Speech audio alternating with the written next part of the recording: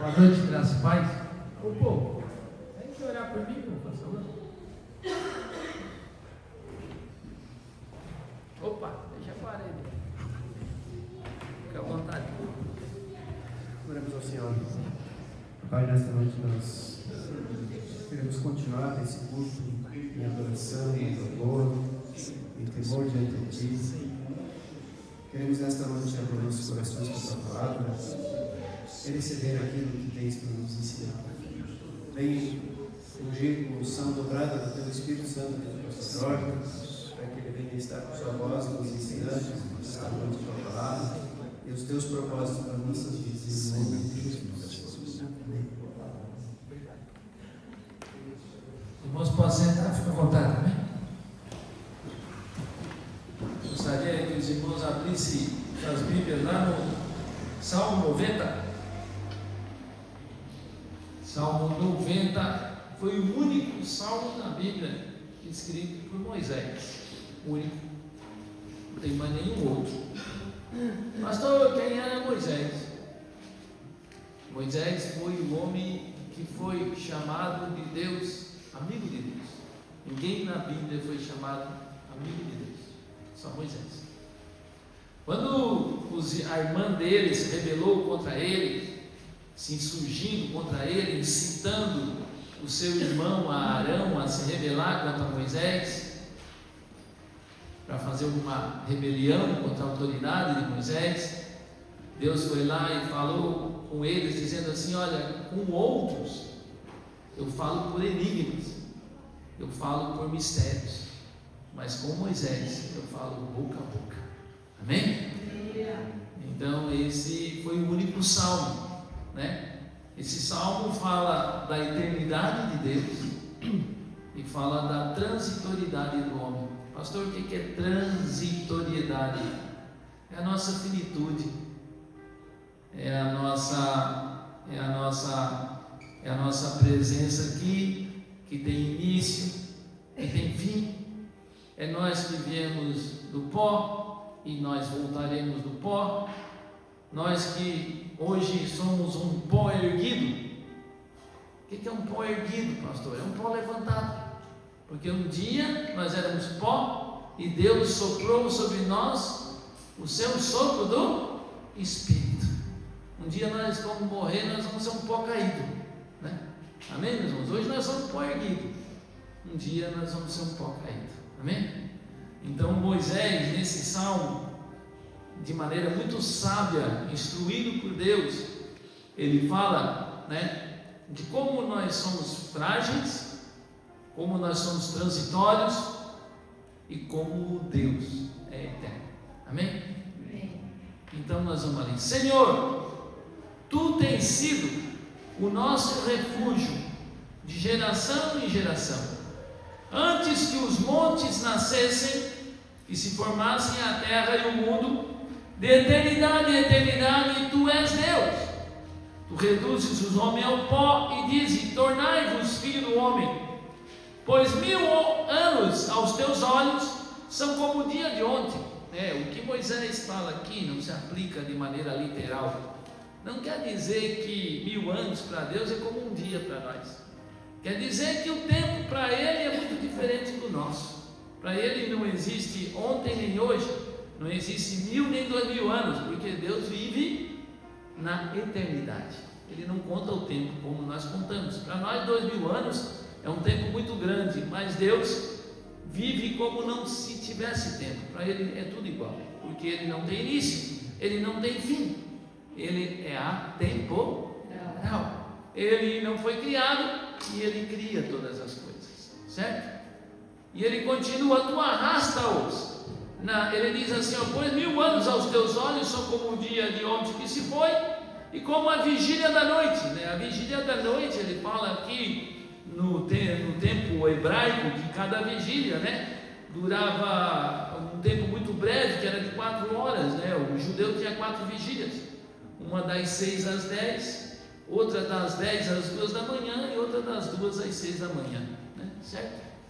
Tu os arrastas na corrente e são como um sono, como a raiva que floresce de madrugada. Aí ele fala da nossa vida, que é como uma planta que hoje está aqui e amanhã ela murcha, ou como um sono de maneira muito breve, certo? Pois somos consumidos pela tua ira, e pelo teu furor somos conturbados, né? Diante de ti puseste as nossas iniquidades.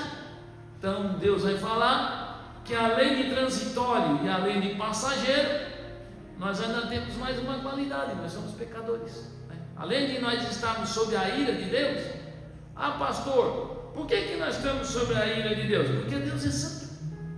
Lá em Abacuque, a Bíblia diz que Deus não pode nem olhar para os nossos pecados. Não é que Ele não enxerga, é que Deus é tão santo que Ele não quer nem ver, porque Deus enxerga todas as coisas. Amém? Abacuque 1,13 diz que Ele não gosta nem de olhar para o nosso pecado, de tão santo que Ele é, né? Certo? Pois somos consumidos pela tua ira, e o nosso pecado causa a ira de Deus. Por isso que o apóstolo Paulo fala que nós somos filhos da ira, né? Uma ira justa, porque a nossa ira é injusta, né? Quando alguém faz alguma coisa ruim contra nós já nos iramos. Agora Deus se ira de maneira totalmente equilibrada e justa, porque nós estamos longe dele através do nosso pecado. Pois somos consumidos pela tua ira e pelo teu furor somos conturbados. Diante de ti puseste as nossas iniquidades, os nossos pecados à luz do teu rosto, e os nossos pecados ocultos. Pois todos os nossos dias passam na tua ira, e acabam-se todos os nossos anos, como um breve pensamento, né? A vida vem, a vida vai, de forma muito rápida. Os nossos dias sobem de 70 anos, ou havendo vigor 80, né? Apesar do que Moisés vive 120 anos, né? O melhor deles é canseira e enfado. Esse é o final da vida do homem, né? Certo? Porque tudo passa rapidamente e nós voamos. Quem conhece o poder da tua ira e a tua cólera segundo o temor que lhe é devido? Ensina-nos, Senhor, a contar os nossos dias, para que alcancemos coração sábio. Volta-te, Senhor, até quando? Tem compaixão do teu servo. É bem provável que quando Moisés escreve esse salmo, ele está peregrinando com essa turma uns 40 anos no deserto. Ele vê muita morte ali. Ele entra no deserto com mais de 600 mil pessoas, juntando crianças e mulheres, eram 2 milhões de pessoas, e só 2 botam o pé na terra prometida, que é Josué e Caleb. Então a morte era muito comum para ele. Ele viu muita gente morrendo, certo? Tem compaixão dos teus servos. Ele continua: sacia-nos de manhã com a tua benignidade, para que cantemos de alegria e nos alegremos todos os nossos dias. Alegra-nos por tantos dias quanto nos tens afligido, por tantos quando suportamos a adversidade. Aos teus servos apareçam as tuas obras, e aos teus filhos a tua glória. Seja sobre nós, Senhor, a graça do Senhor nosso Deus. Confirma sobre nós as obras das tuas mãos. Sim, confirma as obras das tuas mãos. Amém, meus irmãos? Então, hoje nós vamos falar da transitoriedade do homem, né? Do homem que é transitório, que é finito, que tem início, que tem fim, e o Deus que é eterno, que não tem fim, que não tem início, que ninguém cria e que é incriado. Então, como eu estava falando, esse salmo foi o único feito por Moisés, né? Certo? Que lidava muito com a morte. Ele viu muita morte naqueles 40 anos no deserto, certo? Às vezes, meus irmãos, eu quando era pai, né? Muitas vezes meus filhos perguntavam assim: pai, quem é que fez Deus? Né? Essa pergunta é muito comum das crianças para os pais: quem é que fez Deus? Meus irmãos, ninguém fez Deus, né? Deus não tem início, Deus não tem fim, Deus é incriado, né? Deus fez todas as coisas, e Deus, né, não tem início, e Deus não tem fim, né? Certo? E isso, meus irmãos, é o que o apóstolo Paulo fala, né? É uma presunção tão grande, é uma ignorância tão grande dos homens, quando eles querem muitas vezes limitar Deus, ou quando eles querem saber tudo de Deus, né? Certo? O pouco que dá para entender de Deus está na Bíblia, mas mesmo assim, meus irmãos, a nossa revelação não é completa, porque nós estamos aqui nesse corpo mortal, e nós só vamos ter a revelação completa de Deus quando nós estivermos com Ele face a face. E por isso que Paulo vai falar que agora nós vemos como por um espelho, ou seja, o espelho daquela época não é igual ao espelho de hoje. O espelho de hoje tem uma imagem nítida, naquela época não era uma imagem nítida, era um espelho feito de pedra e não refletia totalmente a imagem da pessoa. Então o que Paulo fala, olha, agora nós não compreendemos todas as coisas de Deus, nós não entendemos tudo, mas um dia, quando nós estivermos na eternidade, como Ele é, nós o veremos, certo? Então Paulo vai falar lá, mostrando um pouco lá, quem era Deus para aqueles pagãos lá, quando Paulo faz um discurso em Atenas, a um povo que não acreditava em Deus, certo? Lá em Atos, no capítulo 17, ele vai falar um pouquinho de quem é Deus, lá em Atos 17, 23, ele vai dizer assim, ó: Deus não é servido por mãos humanas, como se alguma coisa precisasse, pois Ele é quem dá a vida, a respiração e tudo. Quer dizer, Ele dá a vida, Ele dá a respiração, Ele tira a vida, Ele sustém a nossa vida, Ele dá a salvação, Ele que faz tudo. Amém, meus irmãos? Tudo é dele, como cantamos hoje, por meio dele, por ele, para ele, são todas as coisas eternamente. Amém. Né? Certo? E Paulo vai falar isso, né? Certo? Aquele povo que não acreditava num Deus criador, certo? Então, quando nós entendemos, né, certo, esse princípio, né, que nós somos criaturas e Deus é o criador de tudo, certo?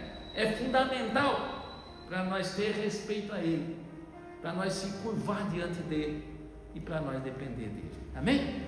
Para nós entender que tudo é para Ele e para a glória dEle, como foi falado aqui nessa noite, muito bem pelo Paul, né? Amanhã nós viajaremos, amanhã nós faremos planos, não é errado fazer planos, né? Certo?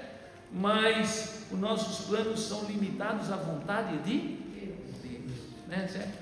Com essa base aqui, meus irmãos, dessa doutrina tão fundamental da transcendência de Deus, né? Do Deus Todo-Poderoso, do Deus que cria tudo, nós podemos entender, meus irmãos, que Deus pode nos chamar a qualquer hora, que a nossa vida não nos pertence, que hoje nós estamos aqui e a nossa vida é breve, como ele diz aqui, ó, a vida, nossos dias passam e nós somos como um breve pensamento. A nossa vida vai a 60, 70, não quer dizer que todos chegarão lá, mas quer dizer que a qualquer hora Deus pode nos chamar. E o que quer dizer isso, pastor? Que nós temos que estar prontos para nos encontrar com Deus. Amém? Meus irmãos, teve um pastor e a sua esposa, né, que tinha uma igreja há 16 anos, né? Ele, toda quarta-feira, ele tinha culto quarta, tinha domingo, né? Até que, há uns 20 dias atrás, né, ele sempre depois do culto, como nós às vezes fizemos também, ele gostava de fazer uma refeição depois do culto, e ele se dirigiu, ele tinha uma igreja lá na Mãe Luzia, e se dirigiu lá para o Caravaggio, com a sua família, né?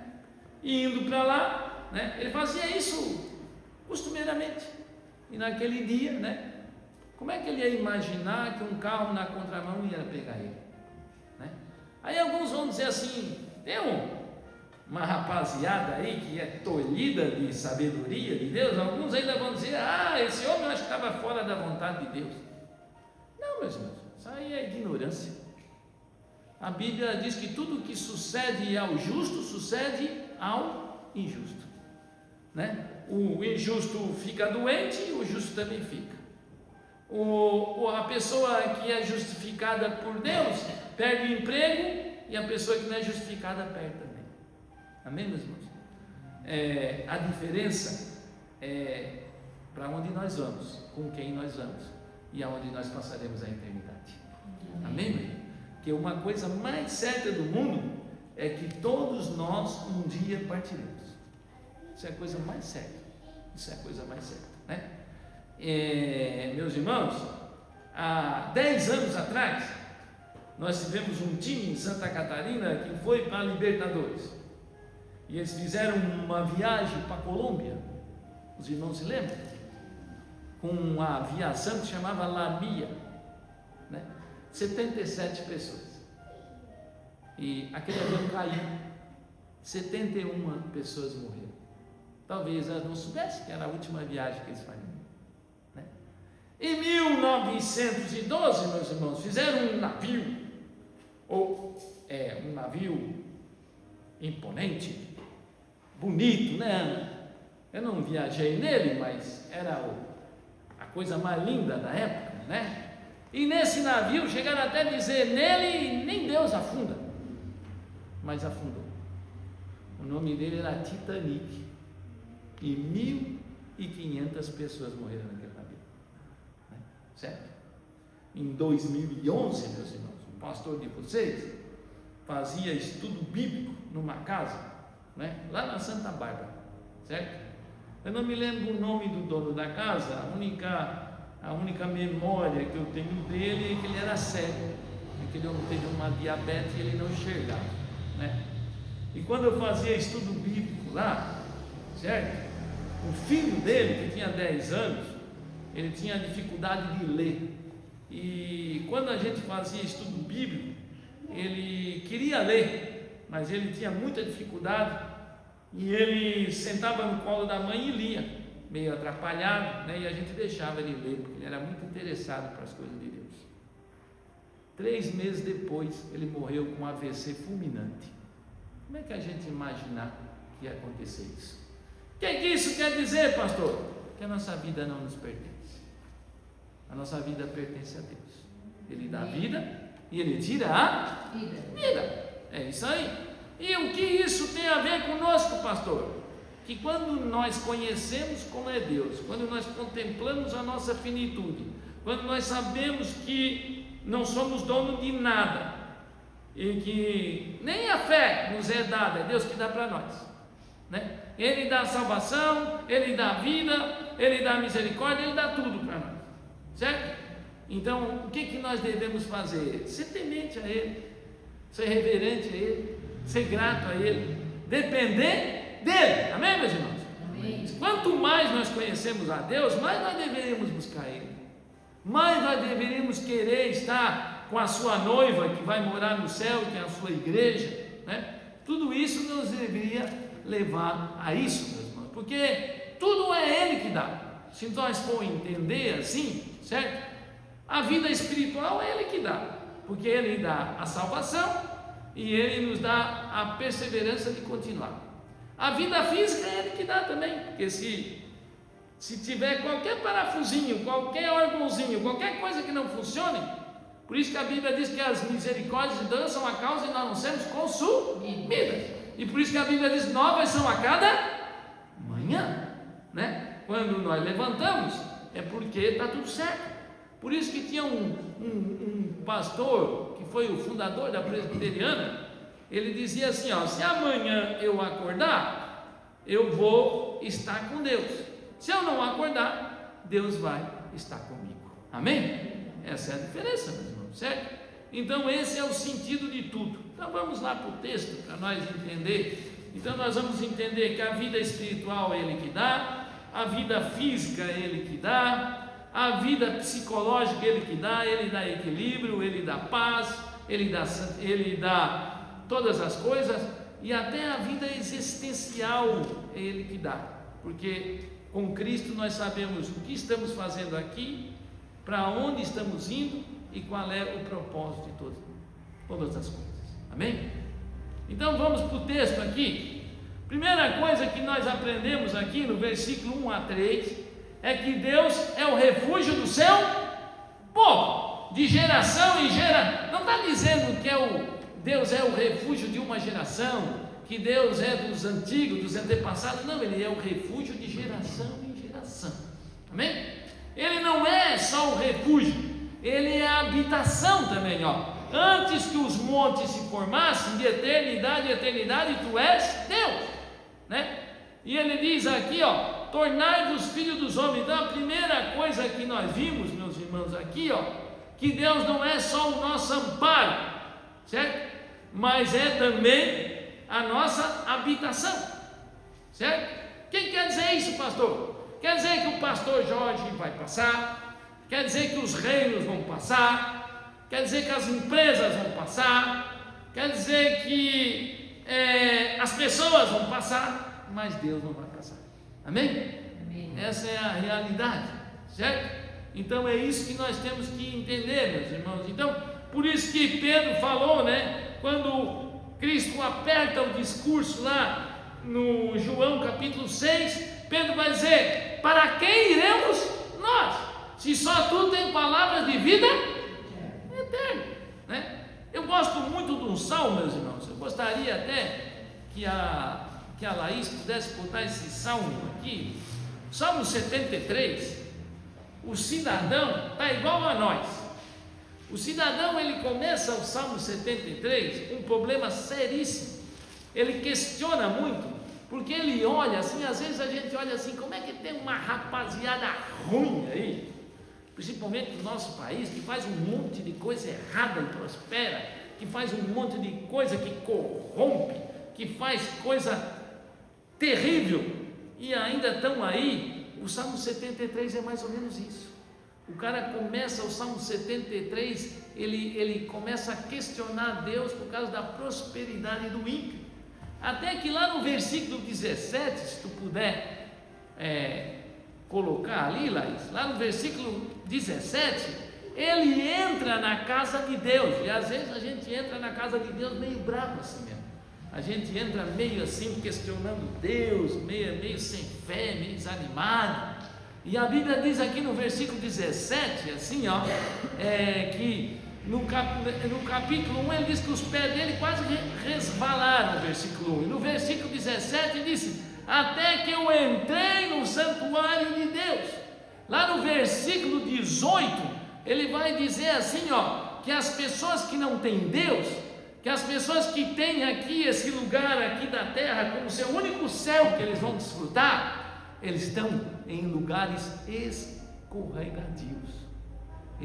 Sabe o que é um lugar escorregadio? É um lugar que não tem firmeza, é um lugar que sem sustentação.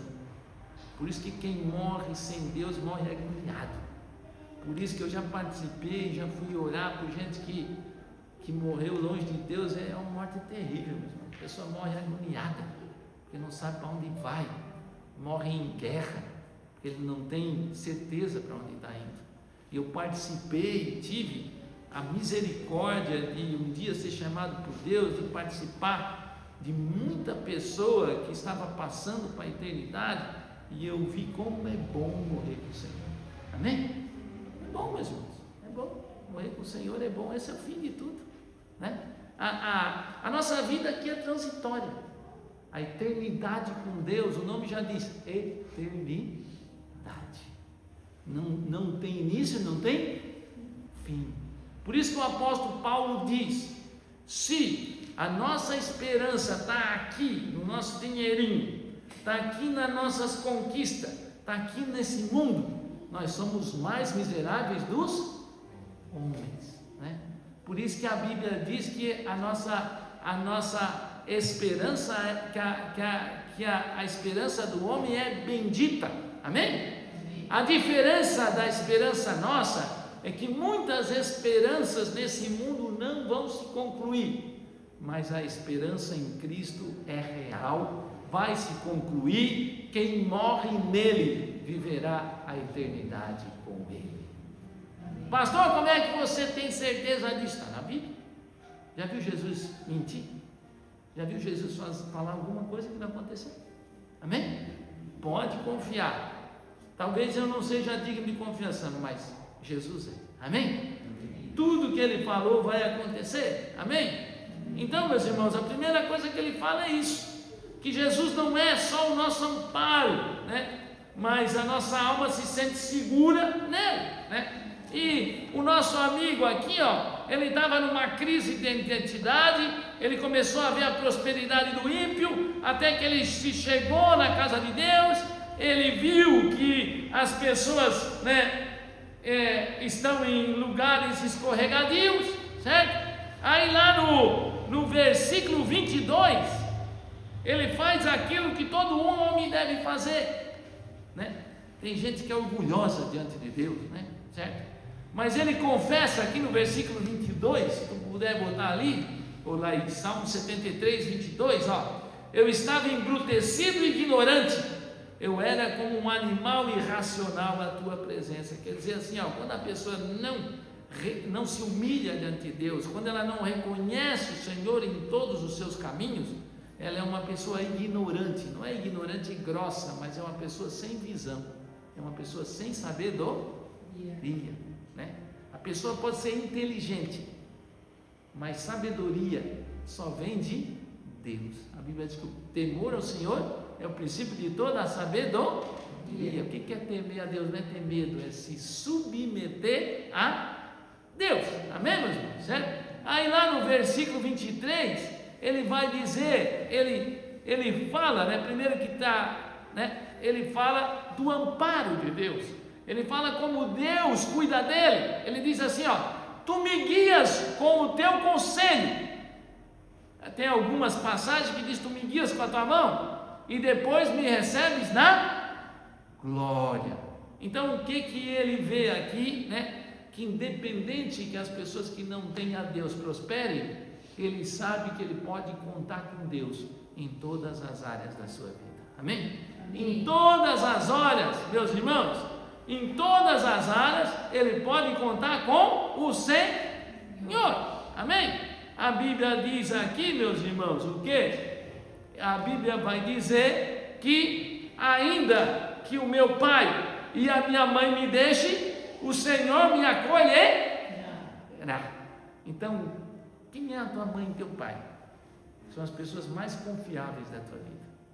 Ainda que uma mãe deixe o filho, o Senhor não vai te deixar para trás. Amém? Aliás, se você tiver o experimento de ler a Bíblia inteira e os seus 66 livros, e você vê alguém que foi com coração contrito. O que é um coração contrito, pastor?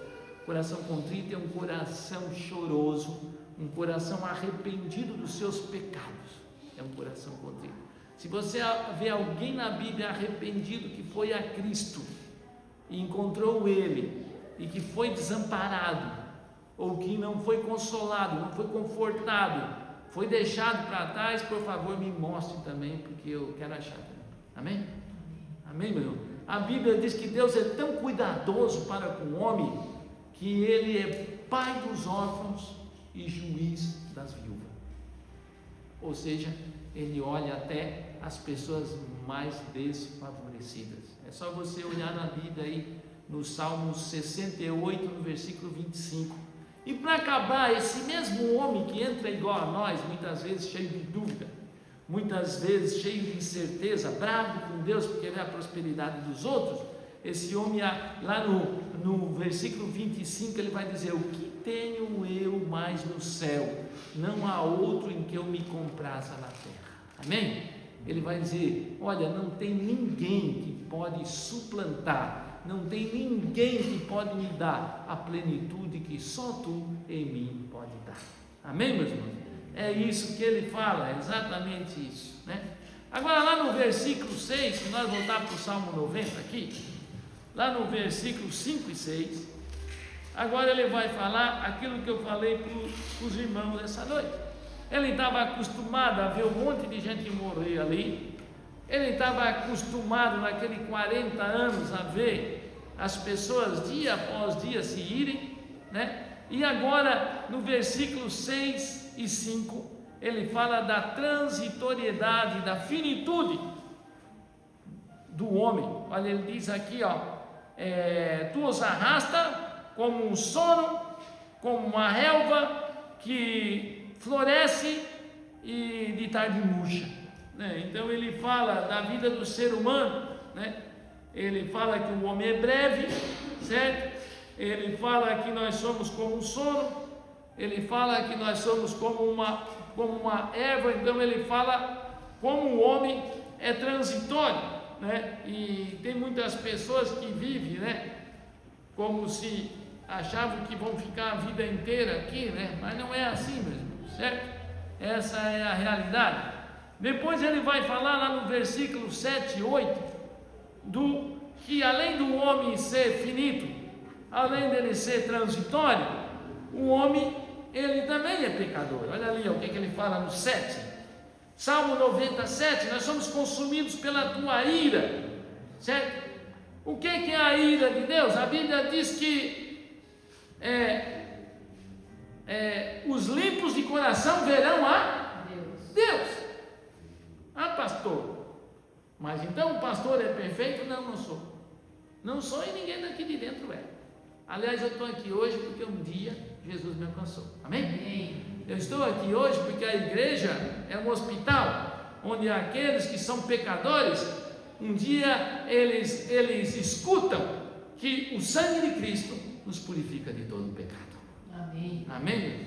Então a ira de Deus, que é algo que não é muito pregado nas igrejas hoje, porque não dá muito ibope, né? Dá ibope dizer que Deus vai deixar, que você vai deixar um legado, né? Que Deus é um Deus que vai te levar para frente, que vai fazer o que tu quer. Ira de Deus não combina muito, não dá muito certo, não. Mas a Bíblia é clara, meus irmãos. A Bíblia diz: segui a paz e a santificação, sem a qual ninguém verá a Deus. Pastor, o que é a santificação? É aquilo que eu sempre digo para os irmãos, né? Um dia nós somos limpos pelo sangue de Cristo, mas nós temos que limpar os pés também, porque na nossa caminhada nós vamos se sujando, né? Então, dia após dia, a santificação, o que é? É a operação da palavra na nossa vida, cada vez mais nos limpando e nos parecendo com Cristo, né? Por isso que é fundamental numa igreja o discipulado, né? Que nos torna cada vez mais parecido com Cristo. Amém? Amém. Certo?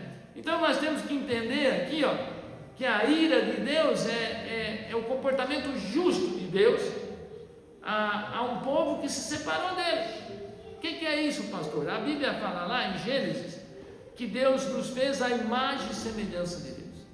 Deus não tem imagem nem semelhança, porque Deus é Espírito, como nós cantamos aqui essa noite, né?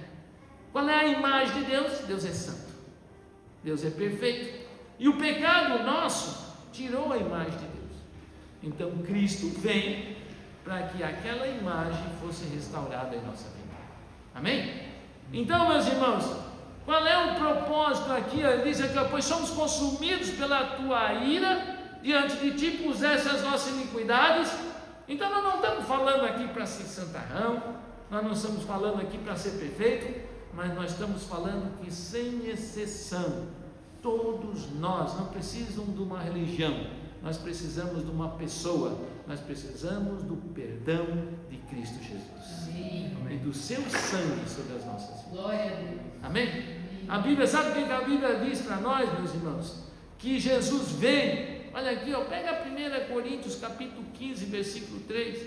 Nós não precisamos ficar com o nosso pecado a vida inteira. Nós não precisamos ficar separados de Cristo a vida inteira. Nós não precisamos ficar, olha aqui, lá em 1 Coríntios capítulo 15, versículo 3, a Bíblia diz: antes de tudo vos entreguei o que também recebi. Paulo está dizendo: olha, eu estou passando para vocês aquilo que eu aprendi, aquilo que eu encontrei um dia Cristo na minha vida, que Cristo morreu pelos nossos pecados. Então esse é o propósito de Cristo, morrer pelos nossos pecados. Por isso que a Bíblia diz que ainda que o nosso pecado foi vermelho como carmesim, eles tornam alvo como a neve. Por isso que a Bíblia diz, meus irmãos: eu mesmo é que apago as tuas transgressões. Não é você que apaga, não é o pastor Jorge, não é igreja nenhuma, é Jesus Cristo que apaga as nossas transgressões. Amém? Amém. E lá no Salmo 51, meus irmãos, lá no Salmo 51, pastor, quem escreveu o Salmo 51? Davi. Pastor, e sobre o que é o Salmo 51? É um salmo de confissão. Mas não é aquela confissão lá que ensinaram nós a fazer, que a gente ia se reportar com uma pessoa que era tão pecadora que nem nós. Porque não é eu que estou falando, é a Bíblia. Se eu vou deixar alguém triste, então fique com Deus. Porque a Bíblia diz que todos nós pecamos e estamos separados da presença de Deus. A Bíblia diz que lá no Salmo 14, que Deus olhou lá de cima e que não viu nenhum justo. Todos eles se corromperam e erraram o caminho. Não foi eu que disse, foi Deus. Por isso que nós precisamos de Cristo. Amém? Certo? E lá no Salmo 17, esse salmo é escrito quando Davi peca. Depois de um ano dele adulterar, depois de um ano dele ficar com o pecado dele oculto, dele esconder, dele mandar matar uma pessoa, colocar ela na frente da batalha para ficar com a mulher do cara. Aí Deus vai lá, chama um profeta e mostra o que ele tinha feito. E ele faz esse salmo aqui, ó, o Salmo 51 e o Salmo 32, ele faz depois de ter pecado, certo? E lá no versículo 17, sabe o que Davi vai dizer? Sacrifícios agradáveis a Deus. O que é sacrifício a Deus? Sacrifício a Deus não é a igreja. Sacrifício a Deus não é botar um cabelão, não é aquelas roupas de burca, não é isso, não é nada disso. Não são coisas externas, não é religiosidade, não é isso. Sacrifício a Deus é um espírito quebrantado. O que é um espírito quebrantado? É um espírito choroso, é um espírito arrependido. Por isso que lá, quando Jesus dá para nós o sermão do monte, ele diz: bem-aventurados que choram. Os que choram não é aquela turma que bota nos cultos aí e filma a turma toda chorando, não é emoção, não é isso. Os que choram são aqueles que são arrependidos pelo seu pecado, choram pela tristeza de ver o quanto ultrajaram o Deus perfeito. Amém, meus irmãos? Essa é a verdade. Os que choram é quando nós temos a consciência pelo Espírito Santo o quanto o nosso pecado nos separou da presença de Deus. E quanto mais nós conhecemos a Deus, mais isso se torna real nas nossas vidas, né? Spurgeon, eu gosto muito dele, porque ele não tinha meias palavras, né? Nunca foi no seminário teológico, tudo que ele tinha, Deus deu para ele, né? Ele até se achava inadequado diante de outros pastores, porque não chegou a estudar, né? Certo? E ele dizia assim: olha, quando eu comecei com Deus, eu pensei que era pecador, mas com o tempo eu vi que eu era muito pior do que eu pensava. Então ele vai dizer que os sacrifícios agradáveis são um espírito quebrantado. Então é a pessoa que se quebranta diante de Deus, que vê como Deus é santo e como ele é inadequado, e ele entende que ele só pode se reconciliar com Deus através daquilo que Cristo fez por ele. E dia após dia ele louva a Deus por um dia ele ter o salvado. Amém? Né? E ele diz coração compungido. O que é um coração compungido? Essa palavra vai aparecer, meus irmãos, se os irmãos lerem a Bíblia depois, lá em Atos, no capítulo 2, no versículo 37, quando Pedro faz aquele sermão lindo e 3.000 pessoas se entregam a Deus, a Bíblia diz que Deus compungiu o coração deles. Então é como se abrisse o coração deles, mostrasse o pecado deles, e aí ele chega para Pedro: o que nós vamos fazer? E aí Pedro diz: arrependei-vos. Então o coração compungido é um coração aberto, é um coração esfaqueado, é um coração totalmente aberto para a obra de Deus. É isso que Deus se agrada, meus irmãos. Não é religiosidade, não é coisa externa, não é tempo de igreja, é um coração compungido e quebrantado diante de Deus. Amém? Certo? Aí ele continua aqui agora, lá no versículo 9 a 12 agora, no Salmo 90, 9 a 12, agora ele fala da vulnerabilidade do homem. O que é isso, pastor? É a nossa transitoriedade. Olha aqui, ele fala assim: ó, os dias nossos passam, né? Passa rápido, né? Uma vez eu era igual a rapaziada aí, eu estava com 15 anos, faz tempo, né? Mas passa muito rápido, nosso tempo, né, Vilmar? Passa rápido, irmão. Passa muito rápido, meus irmãos. Quando a gente vê, passa muito rápido. Às vezes, nossos dias sobem a 70 e a 80. Minha sogra adorava lição.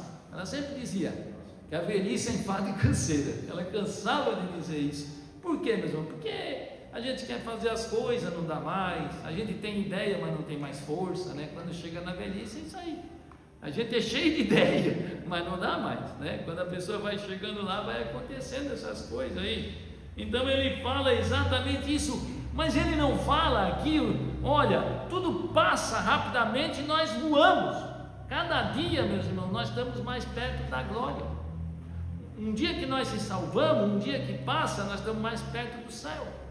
E ele vai dizer assim: ensina a contar os nossos dias. Então, para nós que somos salvos, para nós que entendemos que um dia nós precisamos nos arrepender, que Cristo é nosso Salvador, que a nossa plenitude está só nele, nós entendemos que a morte não é uma tragédia, né?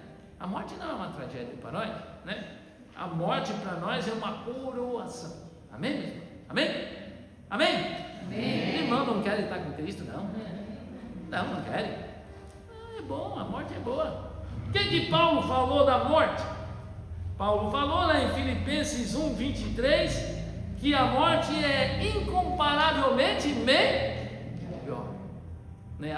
Paulo vai falar assim: olha, se eu estou fazendo alguma coisa assim, igual o pastor Jorge, meio piano, meio pau, meio quebrado, assim, dá para eu continuar a ficar aqui ainda, ele diz. Mas se não, eu quero estar com Cristo, que é infinitamente melhor. Meus irmãos, eu vou contar um testemunho para você, bem curtinho aqui, para vocês entenderem. O maior ganhador de alma do século passado, o nome dele era Moody. Ele nunca parou de trabalhar. Ele era muito gordinho, muito fortinho, meio obeso, né? Certo? Comia demais, o homem, né? E trabalhava demais. Aí ele foi no médico, o médico perguntou para ele: seu Moody, quanto tempo o senhor trabalha por dia? Agora ele estava mentindo para o homem, o irmão Fernando. Olha que feio, né? Um pastor mentir, né? Aí ele chegou e disse para o médico assim: eu acho que eu estou trabalhando uns 7, 8 horas. Eu digo: acho que é mais, talvez umas 9, 10, umas 13, 14. Aí o médico chegou para ele e disse: Moody, é melhor tu parar de trabalhar, porque tu vai ver Deus mais cedo do que tu pensa. Eu acho que tu vai ver Deus bem antes que tu pensa, é melhor tu tirar umas férias. E o Moody, ele tinha um filho que não era cristão, e aí ele resolveu fazer uma viagem de navio com esse filho. E nessa viagem, meus irmãos, como a Bíblia diz que nós um dia nascemos, é porque Deus quis. Nós vivemos, é porque Deus controla a nossa vida. E se nós um dia vamos estar na glória, é porque Deus morreu por nós. Amém? Esse é o propósito da vida, né?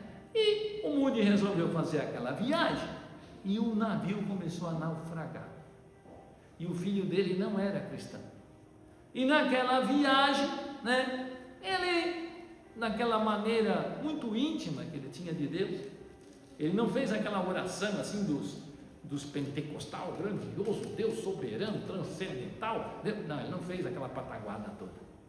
Ele disse: Deus, eu te servi a vida inteira, trabalhei 13, 14 horas por dia, e agora eu vou ter uma folguinha e o navio está naufragando.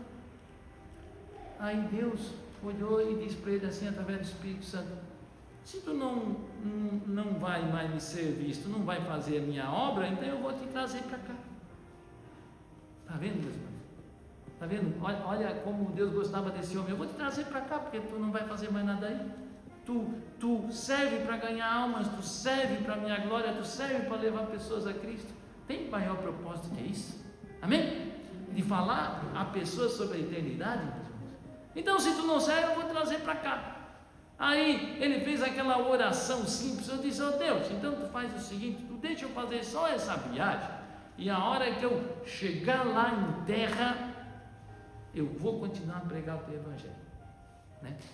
A hora que ele fez essa oração, a tempestade passou e o navio não naufragou mais. O filho dele que ouviu essa oração se converteu, e quando ele chegou em terra, ele morreu. Acabou. Amém? Por quê? Porque Deus dá vida, Deus tira a vida. Amém? Só para nós entendermos, irmãos, como nós somos vulneráveis, né? Essa é quando ele diz ensina a contar os dias, é que a nossa vida, o propósito da nossa vida é servir a Cristo. Se a nossa vida não serve a Cristo, não serve para nada. O propósito da nossa vida é que nós possamos glorificar a Deus e desfrutar da presença dele aqui nessa terra. Amém? Amém. Esse é o propósito de tudo. Esse é o propósito de tudo. Ah, pastor, eu posso casar? Pode. E tu pode trabalhar? Pode, deve se especializar bastante, seja o melhor no teu trabalho, glorifica a Deus, mas tudo é para a glória de Deus. É isso que nós devemos entender. E por último, para nós ir acabando, nós acabar bem cedo hoje. Amém, glória a Deus, né? Lá no versículo 13, ele vai concluir agora, né? O salmista vai dizer lá no versículo 13: volta-te, Senhor. Então, é como se Moisés estivesse orando pelaquela rapaziada ruim, né? Aquela rapaziada que murmurou 10 vezes.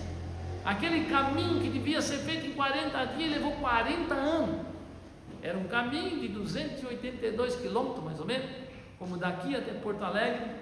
Era para se levar 40 dias, levou 40 anos, porque eles começaram a andar em ciclo, né? Quando a gente murmura, a gente anda em ciclo, né? Certo? Aí, o que Moisés está dizendo? Olha, tem compaixão dessa rapaziada. Olha como Moisés ainda tem um espírito quebrantado, né? E aí ele vai dizer assim, ó: sacia-nos com a tua benignidade. Então, o que Moisés está dizendo? Olha, o maior anseio do homem é ser pleno em Deus. Nós podemos ter tudo, meus irmãos. Nós podemos ter a melhor esposa, nós podemos ter os melhores filhos, nós podemos ser abençoados por Deus no emprego, nós podemos ser abençoados por tudo. Se nós não temos Deus, falta-nos tudo.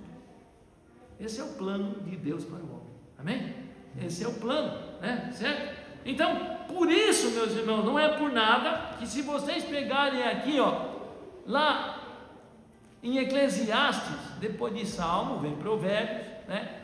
O mesmo cidadão que se desviou tanto e fez o povo errar, muitas pessoas falam que Salomão se salvou porque ele escreve Eclesiastes, que é uma pura reflexão de Deus, né?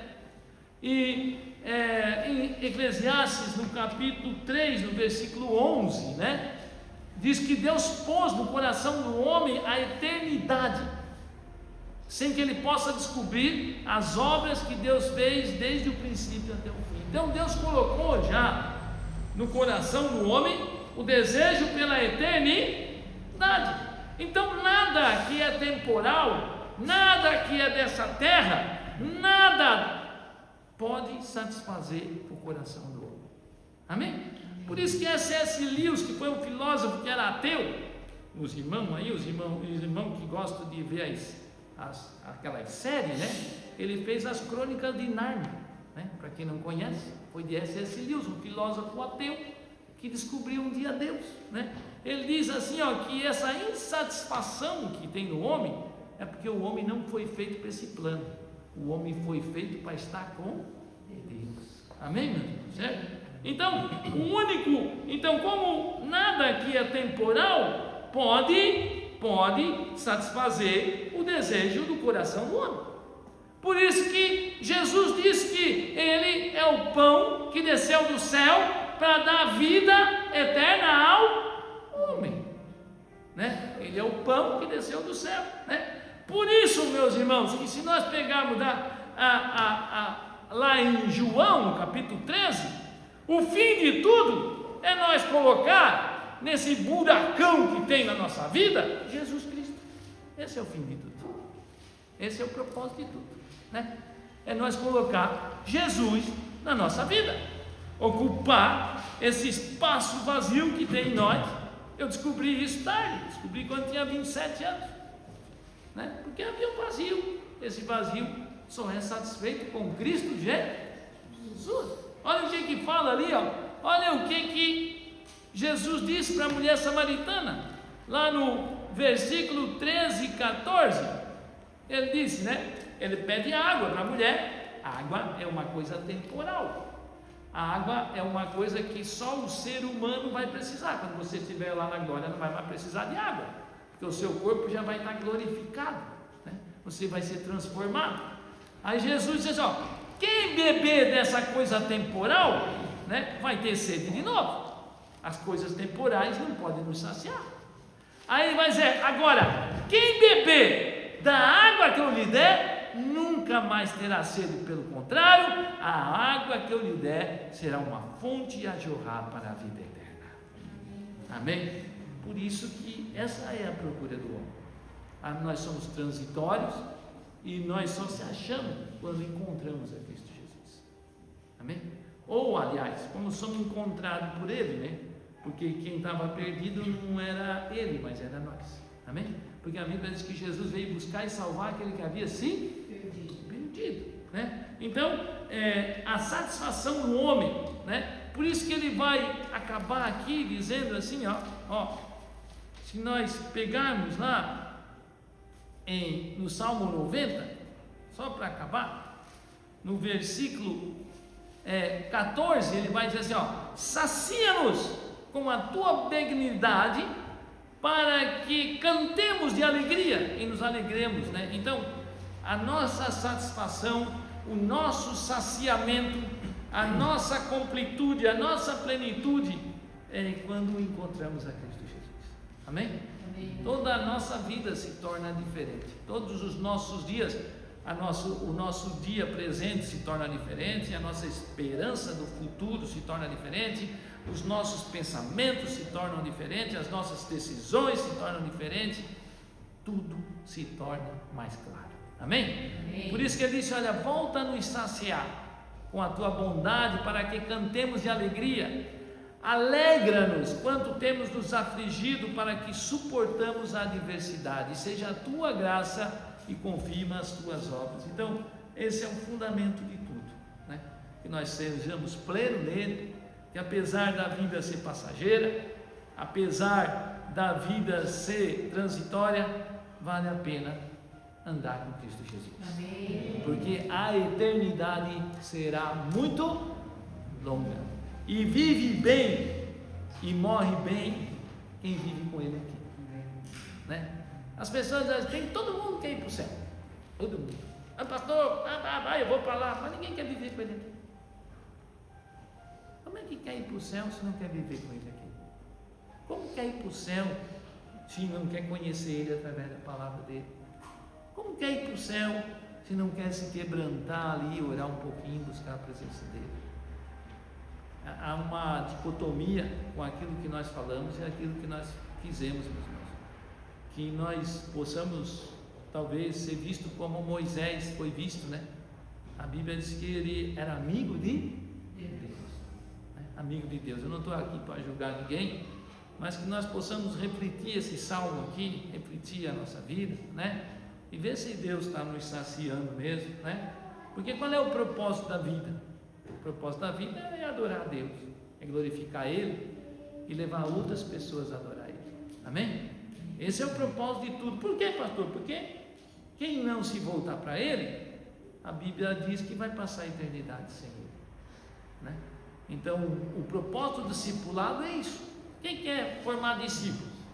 É nós ser o mais próximo parecido de Cristo e nós levarmos pessoas a ser parecidas com Cristo, porque só os limpos de coração verão a Deus. Vamos levantar para nós orar então.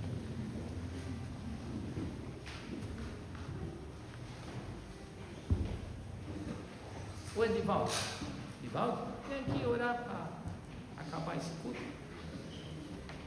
Ora aí para acabar, estou vontade. Já despede nós, pessoal.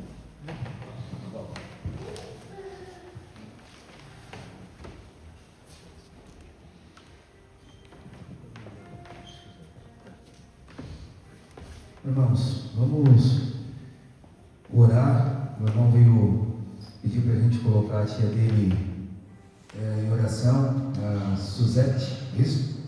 Vamos pedir para que Deus possa alcançar essa pessoa, para que Deus possa também alcançar a nossa família, porque nós sabemos que nós servimos um Deus Todo-Poderoso, que conhece todas as coisas, que sabe todas as coisas, e o nosso Deus, Ele é infinito. Então, aquilo que nós não sabemos, aquilo que nós não podemos, Deus, Ele pode. Fecha teus olhos, eleva teu coração ao Senhor.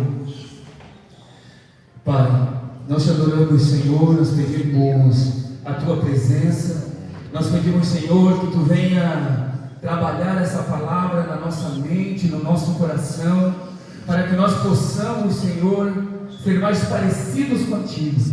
Senhor, para que nós possamos nos aproximar de Ti, Senhor, para que nós possamos ser Teus amigos, para que nós possamos, Senhor, quando nós dobrarmos o nosso joelho, quando nós falarmos contigo na estrada, quando nós falarmos contigo, Senhor, nós possamos sentir a Tua presença, nós possamos sentir, Senhor, a Tua direção, nós possamos sentir a Tua mão. Deus, nós te pedimos, ó Pai, que Tu venha, Senhor, alcançar, Pai, nossas famílias, que Tu possa vir alcançar aquele que está perdido, Senhor, aquele, Pai, que muitas vezes não Te conhece ainda, aquele que tem vontade, Senhor, de vir à Tua casa, mas não tem força. Pai, nós também oramos, Pai, por essa pessoa, Senhor.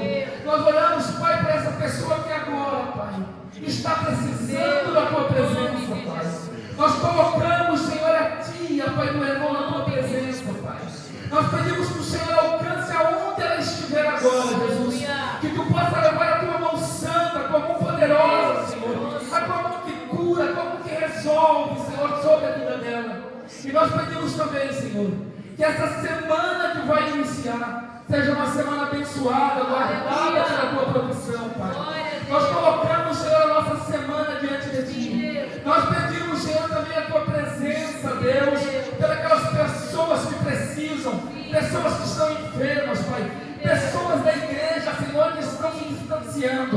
Nós pedimos, ó Deus, que Tu venha alcançar no nome santo de Jesus. Pai, nós saímos agora deste lugar, mas não da Tua presença, Pai. Nós Te agradecemos pelo culto de hoje, por tudo que o Senhor tem feito, em nome de Jesus. Obrigado, Senhor. Amém.